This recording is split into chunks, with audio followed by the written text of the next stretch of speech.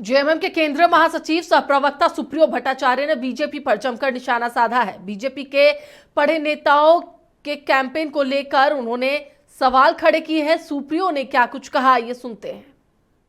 पिछले हफ्ता भी हमारे नेता राज्य के पूर्व मुख्यमंत्री को 1.5 घंटे बंधक बनाया गया था एटीसी क्लियरेंस के नाम पर। आज भी हमारी स्टार प्रचारक को घाटशिला में 1 घंटे से ज्यादा समय तक बंधक बनाया गया उसी एटीसी के द्वारा। कल रोड शो हुआ,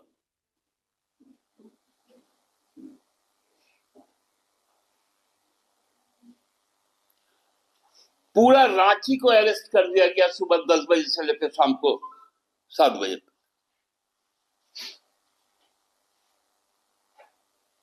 क्या हो रहा है यहां पर? चुनाव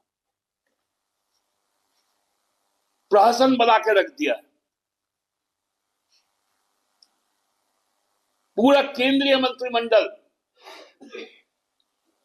अपने अपने विभागों के मुजरिमों के पक्ष में खड़े।